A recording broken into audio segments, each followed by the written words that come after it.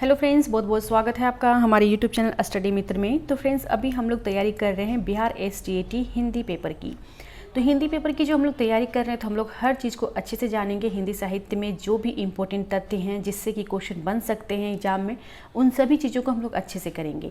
और हर एक तथ्य को हम लोग इतने अच्छे से करेंगे ताकि एग्जाम में क्वेश्चन कहीं से भी आए तो ऐसा ना लगे देख के कि हम इस क्वेश्चन का आंसर जान ही नहीं रहे। तो इसलिए हर तथ्य को, हर एक इम्पोर्टेंट पहलू को हम लोग अच्छे से जानेंगे, समझेंगे, उसके प्रति अपनी समझ को विकसित करेंगे। तो आज का जो हमारा टॉपिक है वह है राजभाषा के रूप में हिंदी। तो हम सभी को ज़रूर जानना चाहिए कि राजभाषा के रूप में हिंदी का क्या योगदान है, क्या विशेष बातें हैं इनके बारे में। यह हम सभी को जानना बहुत ही ज़रूरी है। अगर ऐसे भी अगर बात की जाए कि बिहार STAT को अगर छोड़ दिया जाए तो ऐसे भी हम लोगों को जानना चाहिए कि राजभाषा के रूप में हिंदी का क्या योगदान रहा। तो चलिए जानते हैं राजभाषा के रूप में हिंदी। तो राजभाषा है क्या, पहले ये हम लोग जानेंगे कि किसे कहते हैं राजभाषा। तो राजभाषा का शाब्दिक अर्थ होता है राजकाज की भाषा, अतः ऐसी भाषा जो देश के राज्यों के लिए प्रयुक्त की जाती है वह राजभाषा कहलाती है।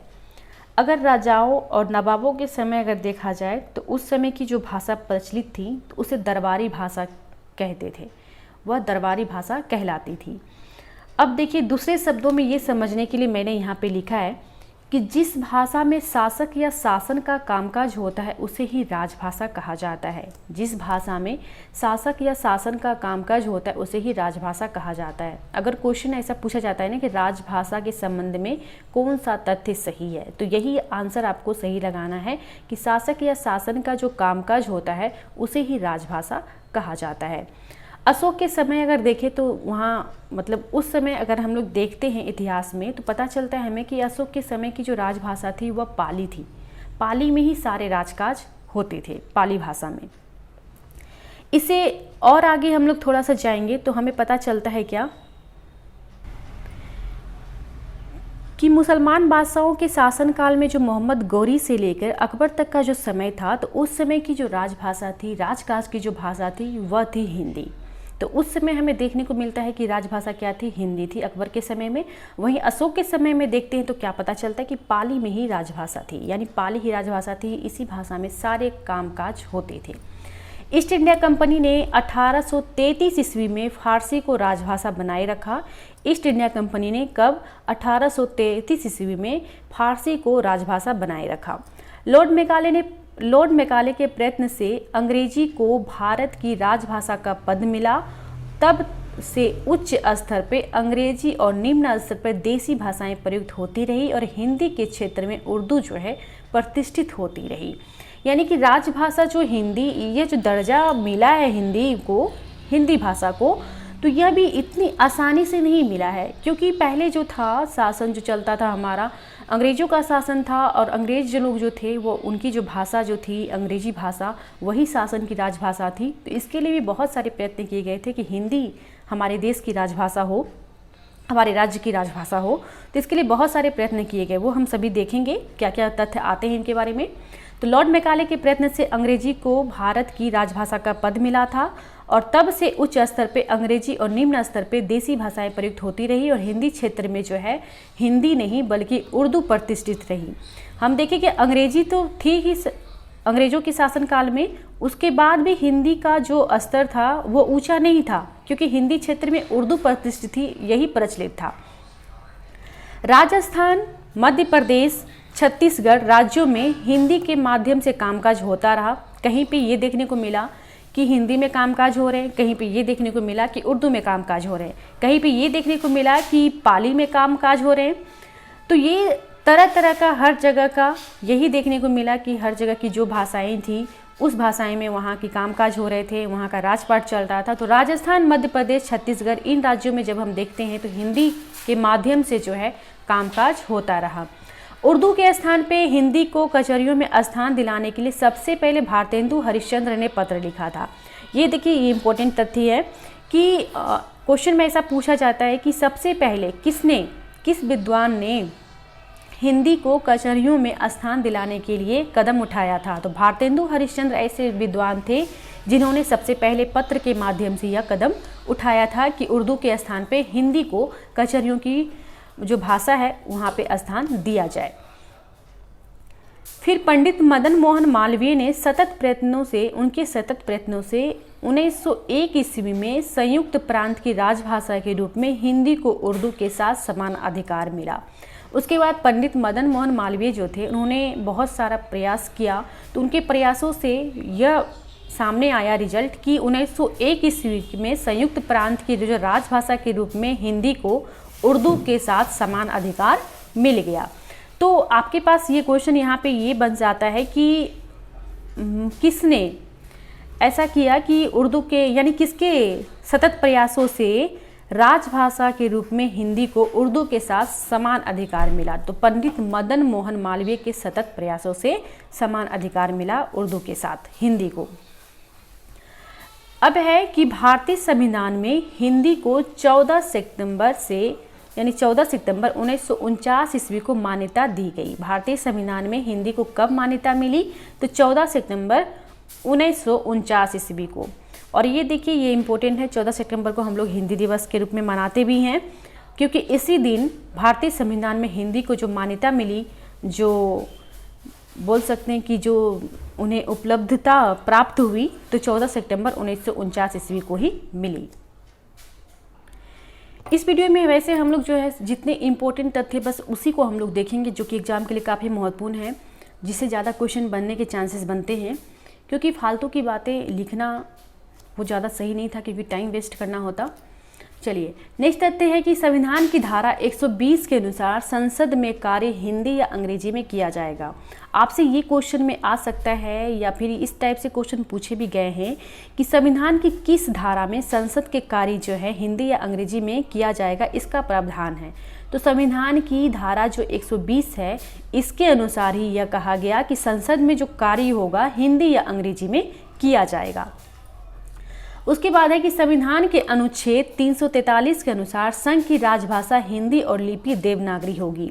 ये भी काफ़ी इंपॉर्टेंट है, बहुत से लोग जानते भी होंगे, और इस चीज़ को अच्छे से जानना है हम लोगों को, क्योंकि इससे भी क्वेश्चन पूछे जाते हैं। बहुत सारे एग्जामों में क्वेश्चन पूछा भी गया है कि संविधान के किस अनुच्छेद के तहत संघ की राजभाषा हिंदी और लिपि देवनागरी है, ऐसा माना गया है। अनुच्छेद 343 के तहत बिल्कुल आपको ये ध्यान में रखना है कि अनुच्छेद 343 के अनुसार संघ की राजभाषा हिंदी और लिपि देवनागरी है। राजभाषा आयोग की प्रथम बैठक हुई थी, कब हुई थी? तो राजभाषा आयोग की प्रथम बैठक जो हुई थी 15 जुलाई 1955 ईस्वी को हुई थी। ये भी इम्पोर्टेंट तथ्य, काफ़ी इम्पोर्टेंट तथ्य, और मुझे जो भी इम्पोर्टेंट लगा वो सब मैं नोट की हूँ इस नोट्स में। राजभाषा आयोग के प्रथम अध्यक्ष कौन है? तो राजभाषा आयोग के प्रथम अध्यक्ष जो हुए थे, वह हुए थे बाल गंगाधर खेरे थे। संविधान के अनुच्छेद 350 क के प्राथमिक स्तर पे मातृभाषा में शिक्षा की सुविधाओं का उल्लेख है। और ये क्वेश्चन जो है कई बार सीटेट के एग्जाम में भी पूछा गया है। कई बार ऐसे टेट का जो एग्ज़ाम हुआ है, जैसे कि KVS हो गए, TGT हो गया, PGT हो गया, और ये DSSB है, तो उसमें भी ये क्वेश्चन पूछे गए हैं कि संविधान के किस अनुच्छेद में प्राथमिक स्तर पे मातृभाषा में शिक्षा की सुविधाओं का उल्लेख किया गया है। तो 350 क में, 350 सिर्फ आपको ये याद नहीं रखना है, बल्कि ये पूरा याद रखना है, ये पूरा है 350 क में।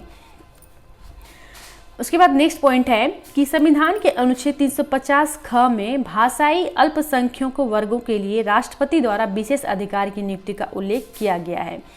और ये भी देखिए क्वेश्चन काफ़ी इंपॉर्टेंट है, सीटेट के एग्जाम में भी ये कई बार पूछा गया। ये दोनों क्वेश्चन जो है सीटेट में लगभग ये रिपीट होते रहते हैं कि संविधान के किस अनुच्छेद में भाषाई अल्पसंख्यक वर्गों के लिए जो है राष्ट्रपति द्वारा विशेष अधिकारी का नियुक्त किया गया है, इसका उल्लेख किया गया है। तो अनुच्छेद 350 ख में, क में क्या था? मातृभाषा से संबंधित बातों को कहा गया। प्राथमिक स्तर पे जो शिक्षा प्राप्त की जाएगी या प्राप्त करवाई जाएगी वो मातृभाषा की शिक्षा होगी।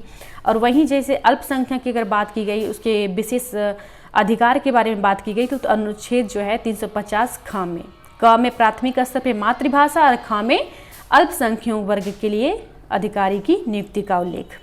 तो दोनों बात क्लियर हो गई। अब है संविधान की अष्टम अनुसूची में हिंदी साहित्य, संविधान की अष्टम अनुसूची में हिंदी सहित 14 भारतीय भाषाएं थी। संविधान की अष्टम सूची में जो है हिंदी सहित 14 भारतीय भाषाएं थी। और संविधान के 21वें संशोधन 1967 में, 21वें संशोधन जो हुए थे 1967 में, तो उसमें सिंधी को अष्टम अनुसूची के अंतर्गत भारतीय भाषाओं में सम्मिलित किया गया। पहले जो संविधान की अष्टम अनुसूची में जो हिंदी सहित भाषाएं शामिल थी वह 14 ही भाषाएं थी।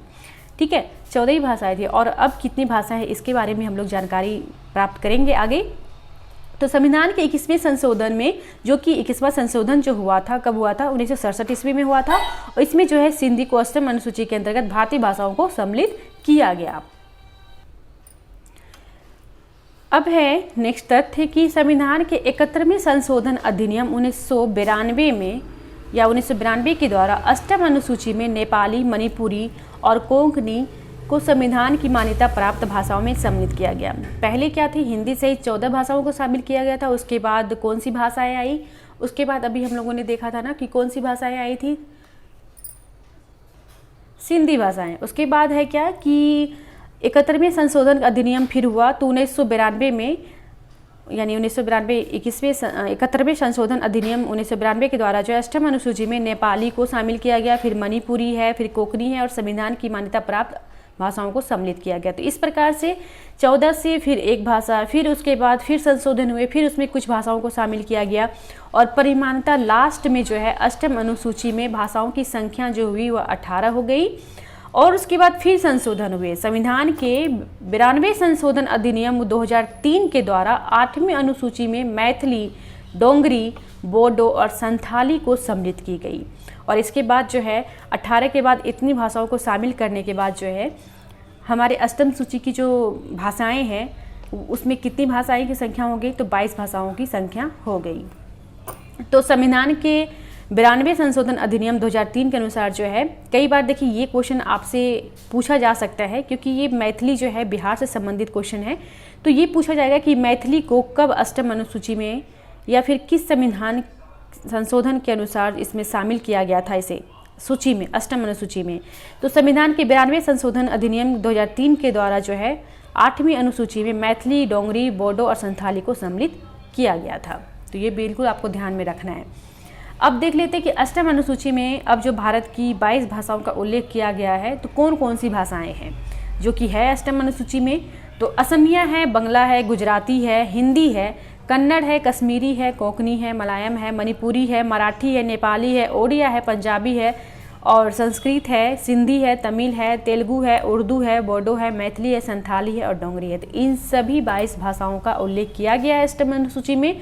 अगर आपसे ये क्वेश्चन पूछा जाए, ये तो SSC टेट के एग्जाम में भी कई बार ये पूछा गया है और ऐसे भी हम सभी को जानना चाहिए कि भारत की जो अष्टम अनुसूची है, भाषाओं की जो अष्टम अनुसूची है, तो उसमें भारत की कितनी भाषाओं को सम्मिलित किया गया है? तो 22 भाषाओं को सम्मिलित किया गया है। बिल्कुल आप इसे ध्यान में रखेंगे और ये बहुत ही अच्छा क्वेश्चन है ये, क्योंकि पूछा जा सकता है, ये पूछा भी जाता है। ठीक है। अब है कि राजभाषा अधिनियम 1963 से संबंधित विधेयक जो है 13 अप्रैल 1963 को लोकसभा तथा 3 मई 1963 को राज्यसभा में प्रस्तुत किया गया और क्रमशः 25 अप्रैल व 7 मई को 1963 को पारित हुआ था। तो ये भी इम्पोर्टेंट है और इससे रिलेटेड हम लोग ऑब्जेक्टिव क्वेश्चन को भी देखेंगे जो कि काफ़ी इम्पोर्टेंट है तथ्यों को समझने के लिए। तो इसके बाद जो है ना कि पूरा का पूरा ये जो राजभाषा से संबंधित जितने भी तथ्य हैं उन सभी को देखते हुए ऑब्जेक्टिव क्वेश्चन को जब हम लोग करेंगे तो पूरा ये खत्म हो जाएगा। पूरा लास्ट तक तब इस वीडियो को देखिएगा। तो राजभाषा अधिनियम 1963 से संबंधित विधेयक जो है 13 अप्रैल 1963 को लोकसभा तथा 3 मई 1963 को राज्यसभा में प्रस्तुत किया गया। आपसे ये क्वेश्चन पूछा जा सकता है कि राजभाषा अधिनियम 1963 से संबंधित विधेयक कब पारित हुआ था? तो 13 अप्रैल 1963 को लोक भाषा तथा 3 मई 1963 को राजभाषा में प्रस्तुत किया गया था और क्रमशः 25 अप्रैल व 7 मई 1963 को पारित हुआ था। कब पारित हुआ था? विधेयक जो पारित हुआ था 1963 राजभाषा अधिनियम जो है, तो 25 अप्रैल व 7 मई 1963 को पारित हुआ था। भारत की राजभाषा हिंदी व अंग्रेजी दोनों है। ये भी काफ़ी इम्पोर्टेंट है। कई बार ऐसा होता है कि हम सभी के मन में ये कन्फ्यूजन होता है कि भारत की राजभाषा जो है वो क्या है? हिंदी है। नहीं, भारत की जो राजभाषा है हिंदी वो अंग्रेजी दोनों हैं। दोनों को माना गया है कि भारत की जो राजभाषा है हिंदी भी है और अंग्रेजी भी है। तो बिल्कुल आपको ये ध्यान में रखना है। तो भारत की राजभाषा हिंदी एवं अंग्रेजी दोनों हैं, क्योंकि संविधान के अनुच्छेद क्यों है ये भी जान लेते हैं। क्योंकि संविधान के अनुच्छेद 120 की धारा 01 भाग 17 के अनुसार अनुच्छेद 348 में उपबंधों के अधीन संसद का कार्य हिंदी या अंग्रेजी में किया जाता है। तो ये प्रावधान पारित हुआ था, इसलिए हिंदी एवं अंग्रेजी दोनों को भारत की राजभाषा के रूप में स्वीकार किया जाता है। अब हम लोग देखेंगे इससे संबंधित बहुत सारे ऑब्जेक्टिव क्वेश्चन को, जो तथ्यों को समझने के लिए काफ़ी इंपॉर्टेंट है। हर एक तथ्य जो है वो क्लियर हो जाएगा हमारा। तो पहला क्वेश्चन है कि मुस्लिम शासन में मोहम्मद गौरी से लेकर अकबर तक की निम्नलिखित में से कौन सी राजभाषा थी? तो अरबी थी, फारसी थी, हिंदी थी या तुर्की थी? तो हिंदी थी, क्योंकि अभी हम लोग पढ़े भी थे कि अकबर से लेके मोहम्मद गौरी तक का जो समय था, या मोहम्मद गौरी से लेकर अकबर तक का जो समय था, उस समय की जो राजभाषा थी वो क्या थी? हिंदी थी। नेक्स्ट क्वेश्चन है कि अकबर के गृह मंत्री टोडरमल के आदेश से निम्नलिखित में से किस भाषा को राजभाषा का पद मिला? तो फारसी को राजभाषा का पद मिला था। नेक्स्ट क्वेश्चन है कि ईस्ट इंडिया कंपनी ने कब तक फारसी को राजभाषा बनाए रखा? तो 1933 ईस्वी तक इन्होंने राजभाषा यानी फारसी बनाए रखा। ईस्ट इंडिया कंपनी ने कब तक? तो 1933 ईस्वी तक फारसी को राजभाषा बनाए रखा। नेक्स्ट क्वेश्चन है कि भारत में अंग्रेजी को राजभाषा बनाने का श्रेय आप किसे देंगे? तो आप किसे देंगे? तो लॉर्ड मैकाले को देंगे, कि इन्हीं के प्रभाव से भारत में अंग्रेजी जो है राजभाषा बनी, क्योंकि इनका बहुत ज़्यादा प्रयास था कि अंग्रेजी ही भारत की जो है वो राजभाषा होगी। तो लॉर्ड मैकाले का जो योगदान माना जाता है अंग्रेजी को राजभाषा बनाने का श्रेय जो है इन्हें ही दिया जाता है। नेक्स्ट क्वेश्चन है कि निम्नलिखित में से किसके प्रयत्नों से राजभाषा के रूप में हिंदी को उर्दू का समान अधिकार मिला? तो भारतेंदु हरिश्चंद्र जो हैं इनके प्रयासों से, क्योंकि सबसे पहले इन्होंने ही प्रयास किया था, पत्र के माध्यम से पत्र लिखा था और इन्होंने कहा था कि जो कचहरियों की जो भाषा है वह उर्दू के साथ जो है हिंदी में उसका समान अधिकार प्राप्त हो। तो भारतेंदु हरिश्चंद्र जी का जो है इसमें महत्वपूर्ण योगदान है। नेक्स्ट क्वेश्चन है कि राजभाषा हिंदी देश की एकता को कश्मीर से कन्याकुमारी तक अधिक सुदृढ़ बना सकेगी? यह कथन किसका है? यह कथन किसने कहा राजभाषा से संबंधित कि हिंदी जो है राजभाषा हिंदी देश की एकता को कश्मीर से कन्याकुमारी तक अधिक सुदृढ़ बना सकेगी? तो यह कथन जो है डॉक्टर राजेंद्र प्रसाद का है, इन्होंने ही कहा था। नेक्स्ट क्वेश्चन है कि भारत के संविधान में हिंदी को मान्यता कब प्रदान की गई? तो भारत के संविधान में हिंदी को कब मान्यता प्रदान की गई? तो 14 सितंबर 1949 ईस्वी को। हम सभी जानते हैं 14 सितंबर को हम लोग हिंदी दिवस भी मनाते हैं। तो इसी दिन जो है भारत के संविधान में हिंदी को मान्यता प्रदान की गई थी। नेक्स्ट क्वेश्चन है कि संविधान की धारा 120 के अनुसार संसद में कार्य होगा। तो संविधान की धारा 120 के अनुसार क्या प्रावधान था? अभी हम लोग चर्चा कर चुके हैं।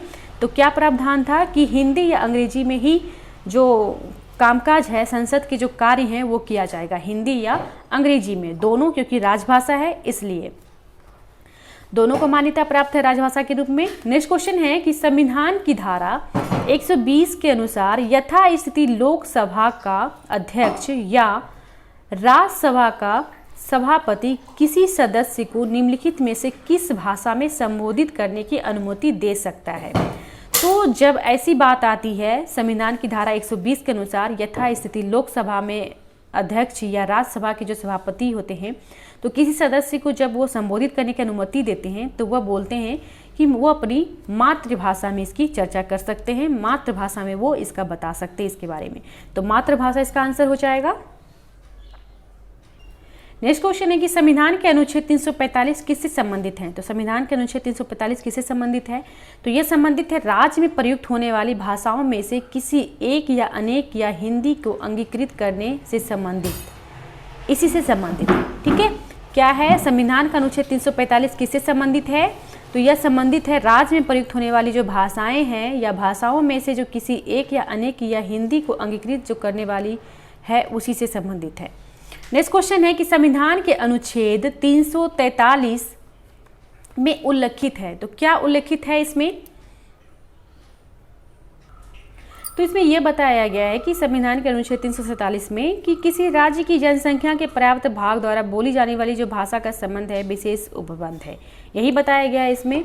और देखिए जिस अनुच्छेद के बारे में मैं तथ्यों में नहीं बताई हूँ, नोट्स में नहीं बताई हूँ, तो वो सारे के सारे ऑब्जेक्टिव में आ रहे हैं, तो ये काफ़ी इंपॉर्टेंट हो जाता है। तो ऑब्जेक्टिव में लाने का उद्देश्य यही है कि हर एक तथ्य जो उसमें छूट गए हैं तो ऑब्जेक्टिव में ही आ जाता है। नेक्स्ट क्वेश्चन है कि भारतीय संविधान के किस अनुच्छेद द्वारा संघ की राजभाषा हिंदी और लिपि देवनागरी की घोषणा की गई है। तो भारतीय संविधान के किस अनुच्छेद में संघ की राजभाषा जो हिंदी और लिपि जो देवनागरी है इसके बारे में घोषणा की गई है, तो किस अनुच्छेद में की गई, तो अनुच्छेद 343 में की गई। हम सभी अच्छे से जानते हैं इसके बारे में। नेक्स्ट क्वेश्चन है कि राजभाषा के संबंध में आयोग और संसद की समिति का उल्लेख निम्नलिखित में से किस अनुच्छेद में है। तो राजभाषा के संबंध में आयोग और संसद की समिति का जो उल्लेख किया गया है तो यह अनुच्छेद 344 में हमें देखने को मिलता है। नेक्स्ट क्वेश्चन है कि राजभाषा आयोग की सिफारिशों की जांच के लिए संविधान के अनुच्छेद 344(4) के अनुसार एक समिति का गठन किया गया है, जिसमें यह बताया गया है कि लोकसभा के 20 तथा राज्यसभा के 10 से सदस्य थे, यही बताया गया इसमें। नेक्स्ट क्वेश्चन है कि राजभाषा आयोग की संस्तुतियों की जांच के लिए समिति की कितनी बैठकें हुई थी। तो राज्यसभा आयोग की संस्तुतियों की जांच के लिए जो समिति की बैठक हुई थी तो 26 बैठक हुई थी। कितनी बैठक हुई थी? 26 बैठक हुई थी। तब जाके राजभाषा के लिए जो है हिंदी के लिए जो कदम उठाए गए थे उसके बाद यह फैसला आया कि देश की जो राजभाषा है, भारत की जो राजभाषा है वो हिंदी होगी। नेक्स्ट क्वेश्चन है कि राजभाषा आयोग की संस्तुतियों की जांच समिति ने अपनी रिपोर्ट प्रस्तुत की थी। तो राजभाषा आयोग की संस्तुतियों की जांच समिति ने अपनी रिपोर्ट जो प्रस्तुत की थी कब प्रस्तुत की थी?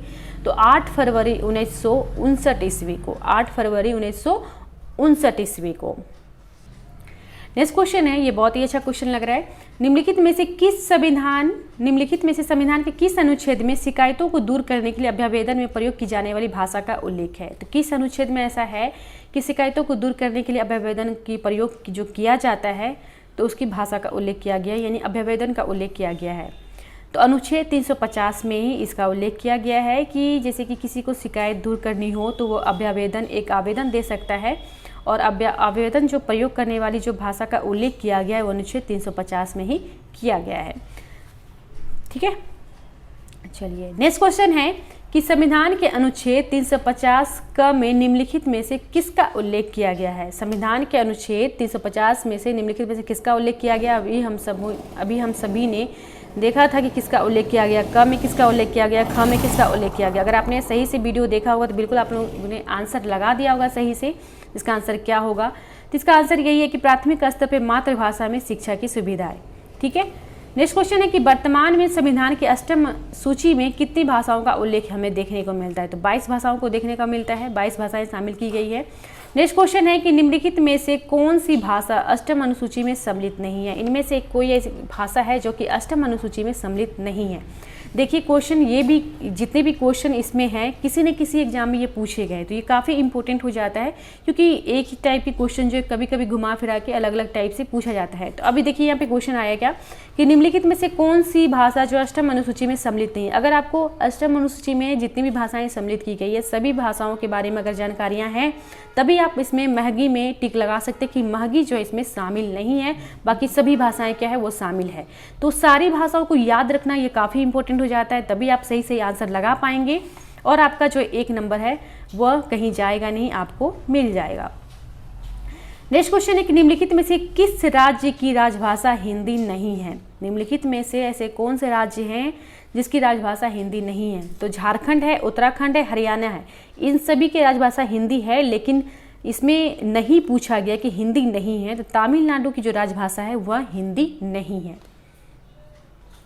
नेक्स्ट क्वेश्चन है कि संविधान के अनुच्छेद 351 में निम्नलिखित में से किसका उल्लेख किया गया है। तो संविधान के अनुच्छेद 351 में किसका उल्लेख किया गया है? इसमें उल्लेख किया गया है कि हिंदी भाषा के विकास के लिए निर्देश जो दिए गए हैं, हिंदी भाषा विकास के लिए निर्देश, इसी का उल्लेख किया गया किसमें? 351 में।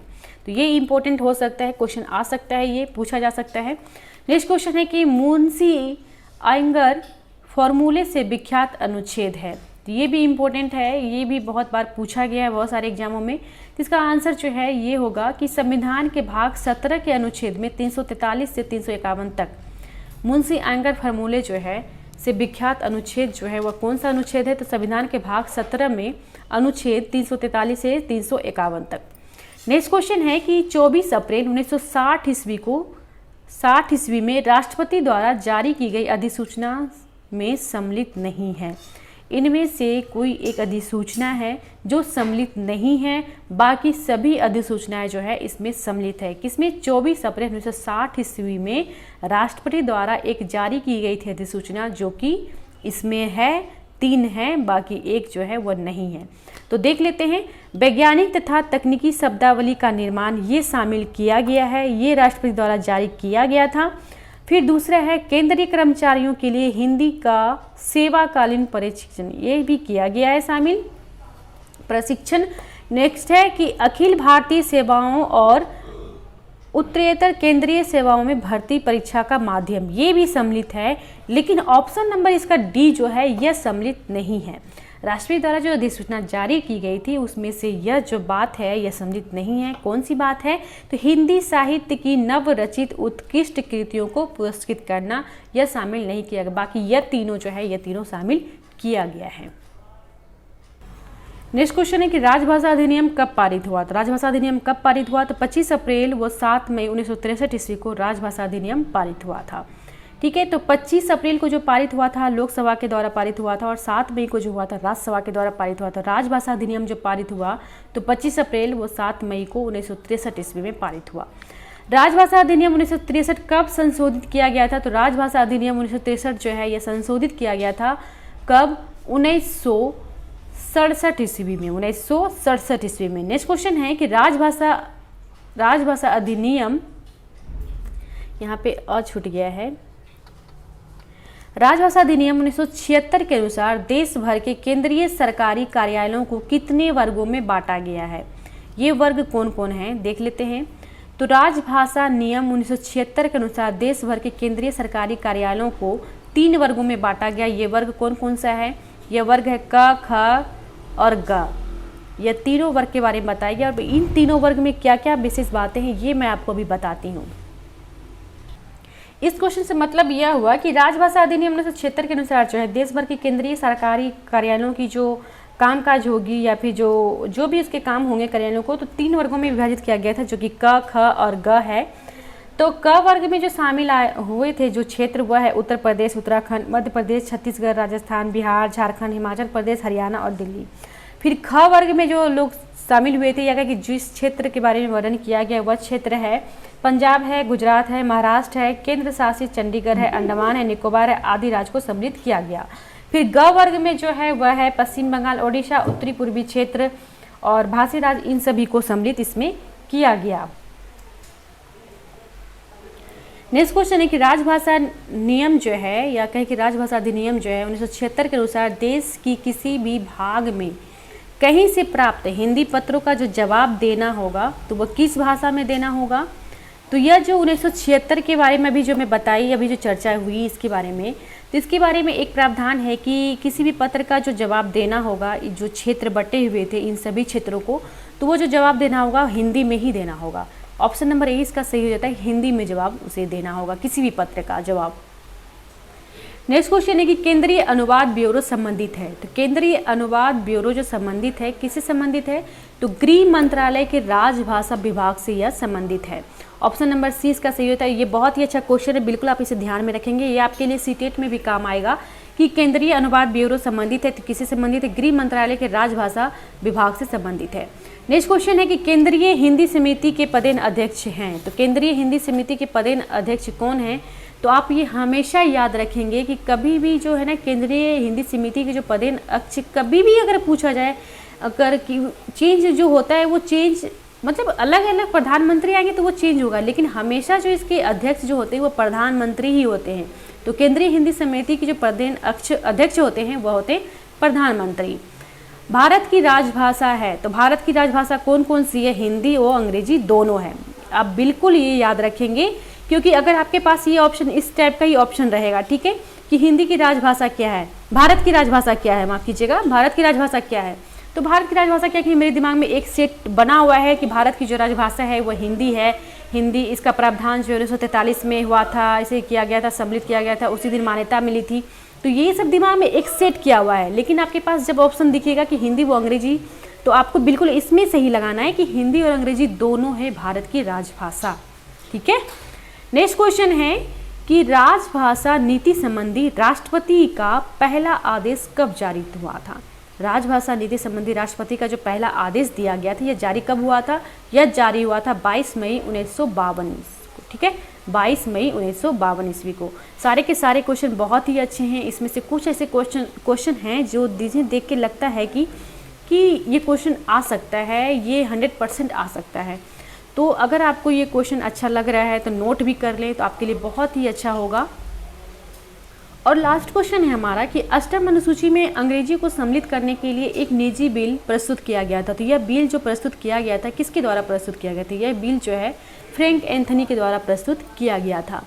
तो ये थे आज के महत्वपूर्ण टॉपिक राजभाषा के रूप में हिंदी। उम्मीद करती हूँ कि आप सभी को बिल्कुल अच्छे से समझ में आ गया होगा, हर एक तथ्य और क्वेश्चन भी अच्छा लगा होगा आप सभी को। अगर अच्छा लगा होगा तो आप हमारा साथ दें, आप वीडियो को लाइक करें, ज़्यादा से ज़्यादा शेयर करें और कमेंट भी करें, ताकि मुझे पता चले कि कितने लोग जो है इस वीडियो को देख रहे हैं, कितने लोगों को लाभ मिल रहा है। लाइक भी करेंगे तो उससे भी पता चल जाएगा। ठीक है, मिलते हैं अगले वीडियो में, तब तक के लिए धन्यवाद।